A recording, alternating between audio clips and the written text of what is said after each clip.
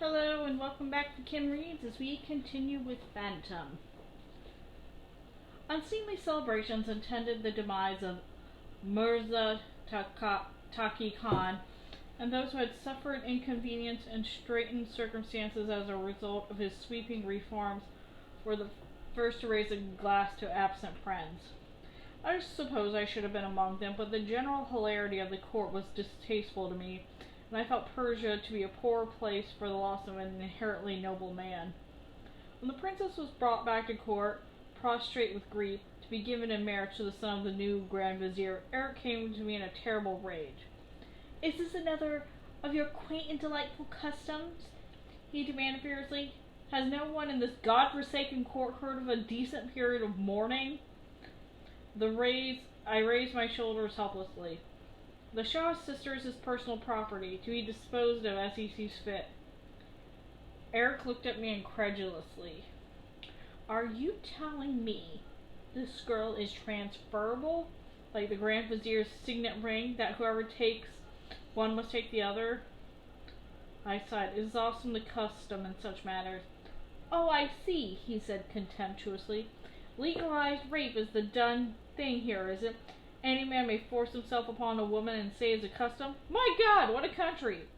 And he turned away with such fierce disgust that I faintly ashamed of my own race.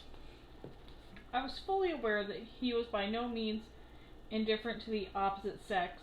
Indeed, quite the contrary. A powerful sexuality informed his every gesture.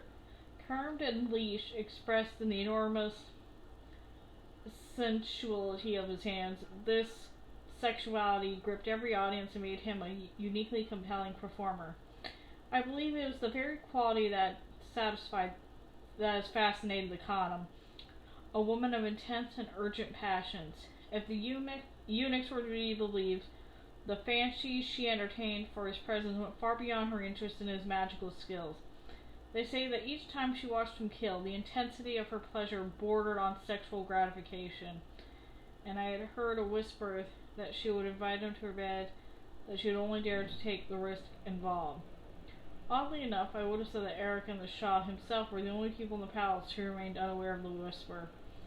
No one would dare to carry such a tale to the King of Kings, who believed, like all good Muslims, that heaven lay beneath his mother's feet. But Erik, Allah! Had he no eyes to see what the woman really wanted from him? To be so corrupted with vice and yet maintains a child's essential innocence? Strange, but whenever I looked at him, I found myself remembering that Lucifer himself had been an angel before he fell. I felt cold at the thought of what tragedies might ensue if Erik should ever open his eyes and fall in love. Surely God, who had punished him so cruelly in his birth, would spare him the cruel travesty of such sight. No, I did not seriously believe he was falling in love with the princess. What he felt for her now was only the same angry pity he experienced for anything vulnerable and damaged. She was merely a helpless creature who aroused his deep and astonishingly contradictory instinct to heal and protect. Had she been a bird, he would have mended her broken wing, set her free, and safely forgotten her. The door of his torture chamber had not closed on him yet, and I could find it in my heart to hope it never would. "Are you to perform at the wedding celebration?" I inquired at length, seeking to divert his dark thoughts. He laughed shortly. "Yes, I am to be the skeleton at their little feast. The Shah's already asked me to prepare a spectacular show. I think some trick with a coffin might be rather appropriate, don't you? I shall have to think about it." And he turned back to the window, already deep in thought. If I live to be 100, I know I shall never see a sight more extraordinary than the astonishing trick Erik performed at the coffin. There was no stage, no visible place to conceal whatever mechanics govern the secret of levitation, and when the sarcophagus began to open, a tense, expectant silence descended upon the watching court. Erik was dressed like a god, and wore a mask that had been especially fashioned for the occasion of the beaten gold. He snapped his fingers once, and the stone lid of the coffin fell to the floor of his own accord with a deafening thud that made everyone jump. When silence descended once more, he held out one hand and beckoned toward the sarcophagus with a gesture of awesome authority that left everyone holding his breath. I had enough French now to translate the words I began to weave into a soft, enticing song. Come forth from your dark sleep, come to the angel of doom, and show the living the fate which awaits. As the last note died, there was an answering shriek from the coffin, a horrible, heart-stopping wail that chilled us all to the bone. And then with a faint, eerie rattle, I saw the Kazan skeleton rise slowly into the air and come to the rest, erect and unsupport beside its master. My gasp was lost among the communal intake of breath as Erik took the skeleton by the hand and led it toward the palace where the new prime minister stood. I saw the men tremble visibly as the terrible apparition approached, and the Shah himself leaned forward in his chair, his face a little paler than normal as he watched intently. The bony visitor from the tomb raised an accusing finger at the Grand Vizier. There was a tense heartbeat of silence, and then as Erik clapped his hands abruptly, the skeleton collapsed to the floor in a mass of inanimate jumbled bones. Swooping forward like some golden bird of prey, Erik retrieved the skull and from its jaw withdrew the Prime Minister's signet ring, tossing it at the feet of the stupefied man with a gesture of contempt. I trust your Excellency's son will prove less careless with his second-hand possessions, he said pointedly. There was a moment of stunned silence, all the court staring at the young Shah to see whether they dared to show approval at an astonishing trick so blatantly colored with dangerous political overtones. The moment could not have lasted for more than a second or two, but seemed like all eternity before the Shah leaned forward to toss a large drawstring purse to Erik. Immediately the court burst into thunderous applause. Erik bowed and walked away, taking the skull with him, but leaving the rest of the skull lying where all might examine it with greedy curiosity. He had no further use for this particular device now, and so arrogantly confident was he of his own expertise that he had no qualms in exposing the apparatus of this solution to the curious gaze of the ignorant. He had made his point, and he was satisfied. Nothing could have better expressed his contempt for mankind than the utter carelessness which he had abandoned the instrument of this remarkable deception once it served its purpose. I saw the Shah looking at him as he walked away, and there was a certain coldness in his eyes as they rested on this uniquely favored servant. The political gesture had been aimed at the Grand Vizier, but neither the Shah nor the Khanum could escape from the associated ridicule that had always been attached to remarriage of the princess. I could not help feeling it was remarkable foolhardy of Erik to risk offending his mighty patron in such a dangerously public manner.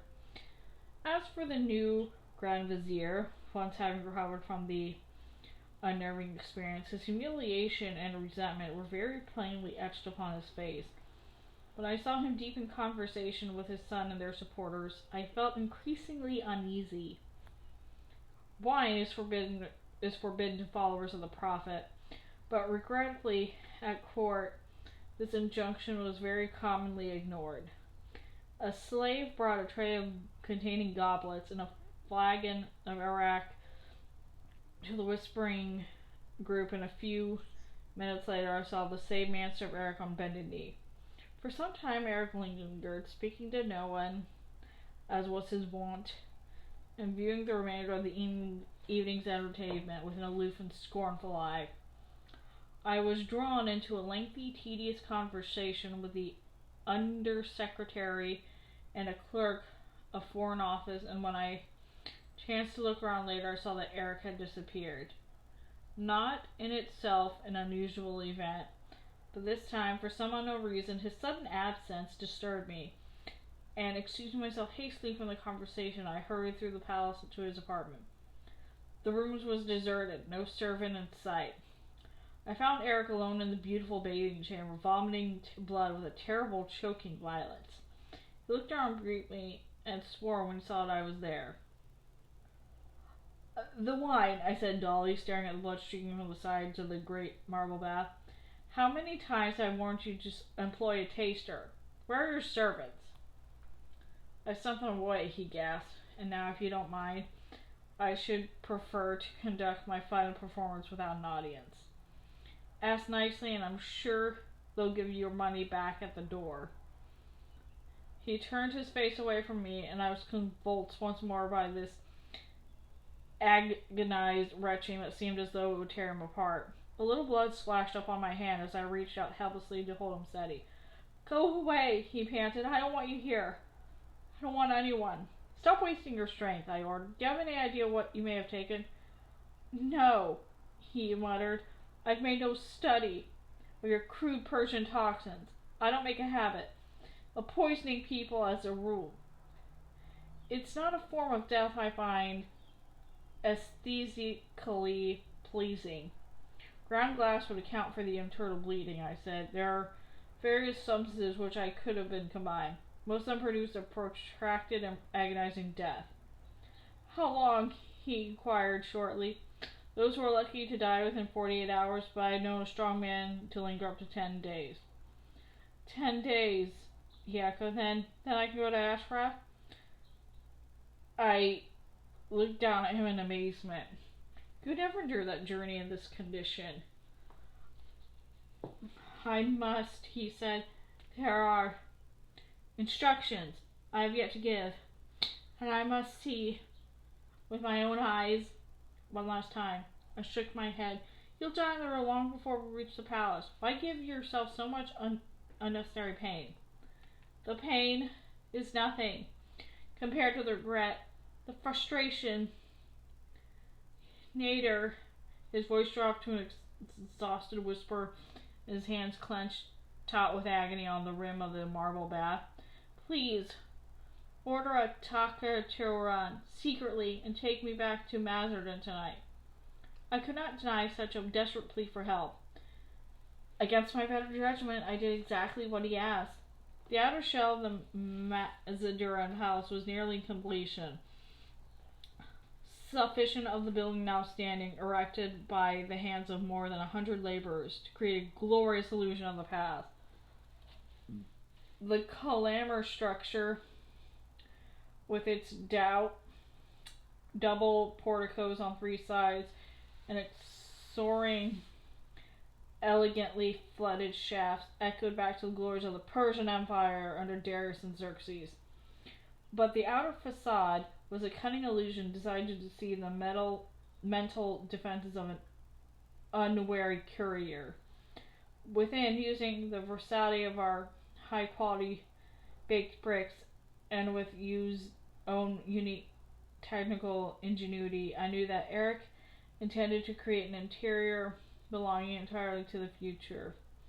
He had guarded his secret jealousy until now, revealing to the laborers only such as they needed to know the stage of construction.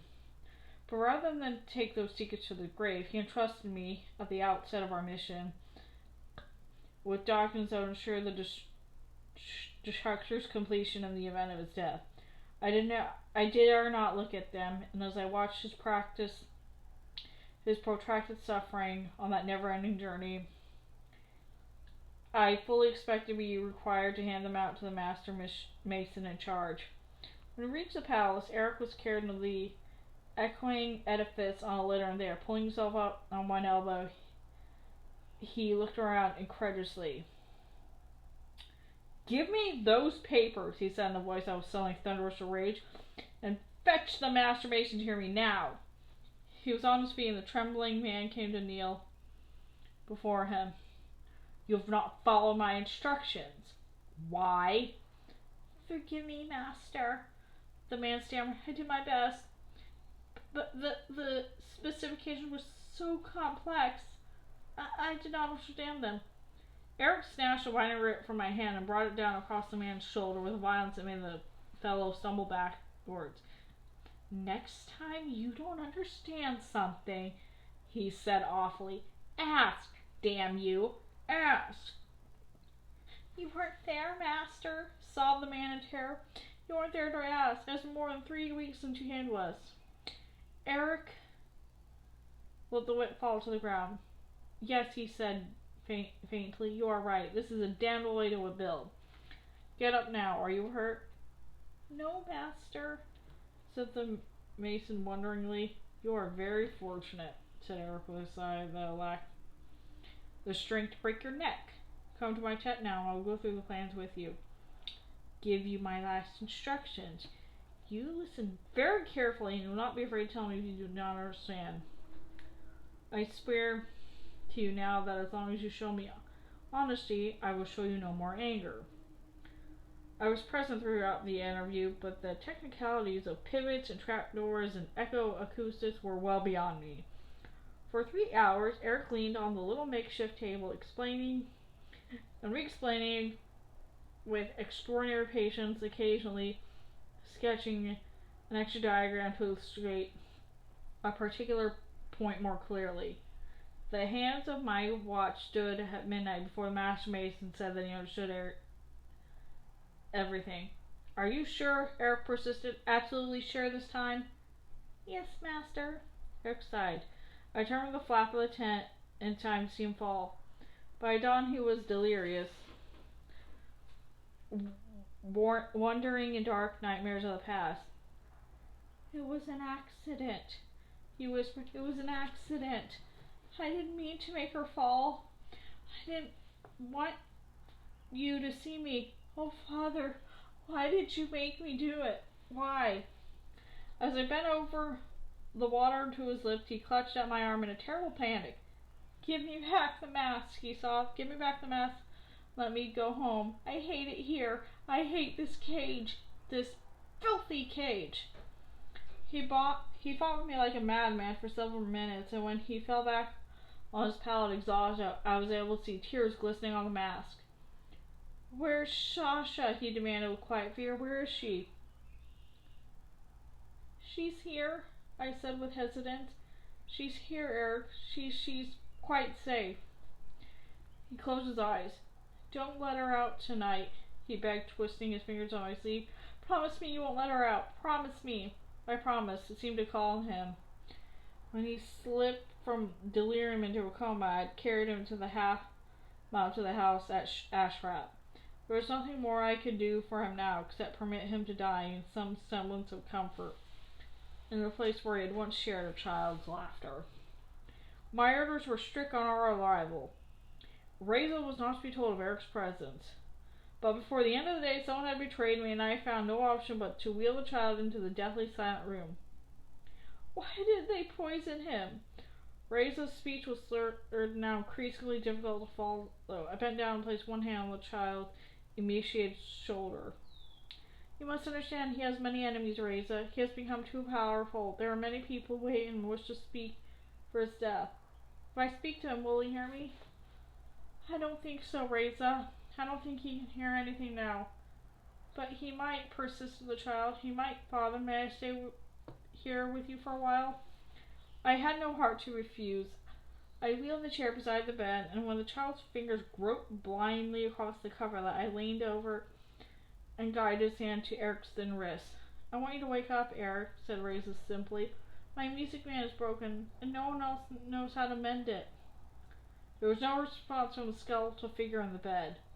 Over and over, Reza repeated his request, in even shriller intensity, until I knew I could not permit this terrible travesty to continue any longer.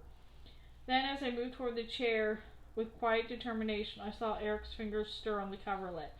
The child saw nothing, of course, and wheeled him from the room without speaking of it, not wishing to raise false hope. Indeed, it was not until the following night that Erik opened his eyes and looked at me with perfect lucidity. You should have told me it was broken, he said. And that's the end of that chapter. See you later.